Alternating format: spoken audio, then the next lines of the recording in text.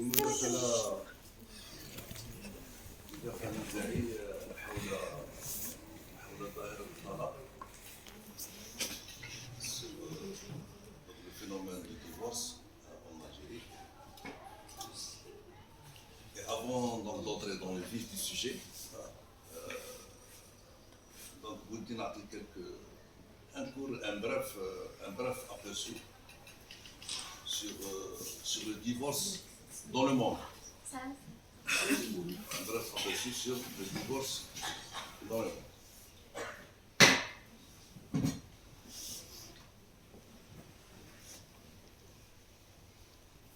Donc il faut savoir que le divorce existe dans tous les pays du monde, mais donc quelques États qui se comptent sur les doigts d'une main. Et parmi ces États, on a donc, comme vous le voyez,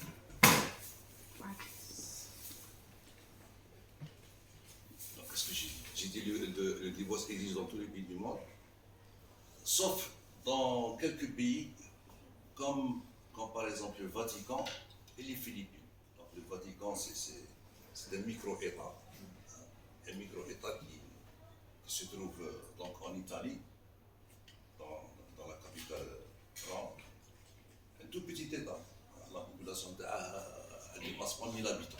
C'est un État dans un État. C'est un État dans l'État. Il y a aussi donc les Philippines qui interdisent. Les Philippines, c'est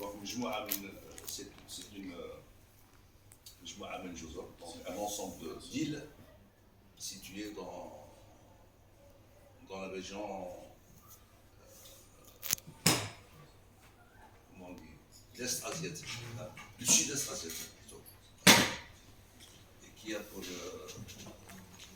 capitale donc Manille, la ville de Manille. Il y a des pays qui l'ont autorisé depuis très peu, comme l'Italie, donc l'Espagne et Malte, donc depuis 2011.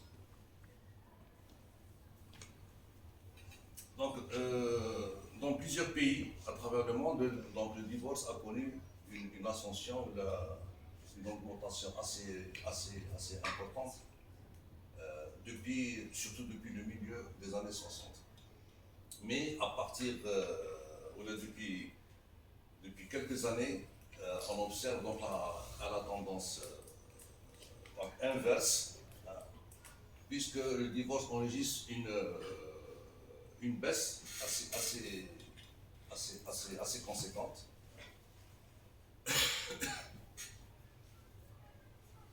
En France, par exemple, le taux de divorce était estimé à 52 divorces pour 100 mariages. C'est-à-dire la moitié des mariages se terminaient par un divorce, en 2005.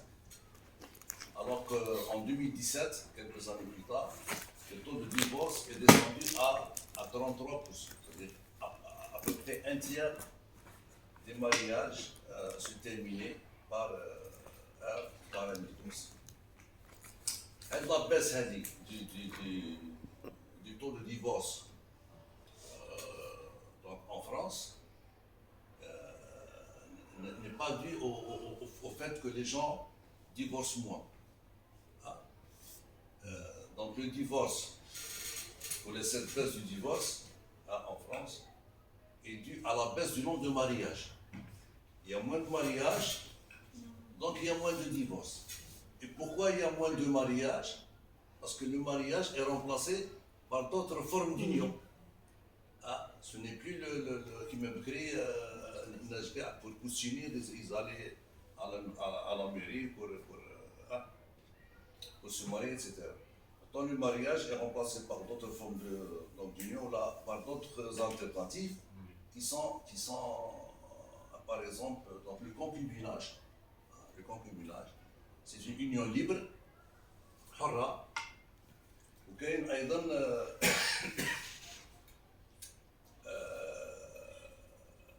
donc l'union qu'on appelle le Pax. Le Pax, Donc c'est un acronyme. PACS, c'est le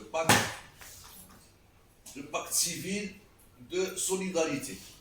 Le PACS, c'est le pacte civil de solidarité et c'est une union, c'est un contrat, si vous voulez, entre deux êtres qui soient majeurs, bien sûr, et ils peuvent être de même sexe ou de sexe opposé. Et même, on les voit, on les regarde des fois à la télévision, là, il y a une union entre deux êtres de même sexe. Hein. Ils vont à la mairie ou là. Mais c'est pas un mariage, c'est une union plutôt libre. Hein. Donc voilà, c'est pour ça que le nombre de mariages a baissé. Hein. Le nombre de divorces a baissé, c'est pas parce que les gens ne divorcent plus, c'est parce que il y a une baisse des mariages, et la baisse des mariages est expliquée par ce que je viens de dire, c'est-à-dire à l'adoption d'autres unions qui sont différentes du mariage. En ce qui concerne les pays du Maghreb, donc ils sont également touchés par le divorce, donc à l'instar du Maroc, qui est beaucoup plus touché que l'Algérie par le divorce. Maintenant, on va voir le cas de l'Algérie. Donc au Maroc, en 2017, selon les statistiques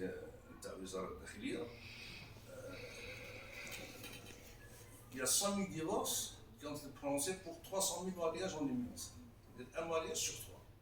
Ce qui est quand même assez élevé. En ce qui concerne la Tunisie, donc la Tunisie suit le même schéma que l'Algérie. Donc les dernières données donnent à peu près un peu moins de 20 mariages, de 20 divorces pour 100 mariages.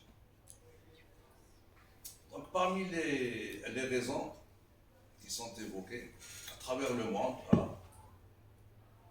si ce n'est pas un classement par ordre d'importance, c'est un classement qui est donné comme ça. Donc, parmi les causes, les motifs, les raisons du divorce, donc, il y a ce qu'on appelle le problème d'incompatibilité du couple, c'est-à-dire sur le tefahum, qui peut durer quelques années, ou à force, sur le poids de... Il y a l'infidélité. Il faut savoir, par exemple, qu'en France, la première raison du divorce, c'est l'infidélité. De l'un ou de l'autre. Il y a aussi les conditions socio-économiques, parmi lesquelles donc, le chômage, le manque de ressources financières. Il y a aussi la violence conjugale. Mais ce n'est pas par ordre d'importance. Ce n'est pas parce que j'ai mis le problème d'incompatibilité du couple que c'est la cause la plus importante ou la plus répandue. C'est un classement. Donc il y a les conditions socio-économiques, il y a la violence conjugale aussi, il y a aussi d'autres facteurs intermédiaires ou qui sont indirects. C'est des facteurs indirects qui influent sur la décision de divorce. Par exemple, ce qu'on appelle aussi le seuil d'usure. Le seuil d'usure, c'est ce qu'on appelle Melel. Après 30 ans, 40 ans de mariage, il y a un sentiment de Melel qui s'installe soit chez l'homme, soit chez la femme. Donc, ils veulent divorcer et se marier. On passe maintenant au phénomène des divorces en Algérie. Donc, on a un tableau qui présente donc l'évolution des divorces.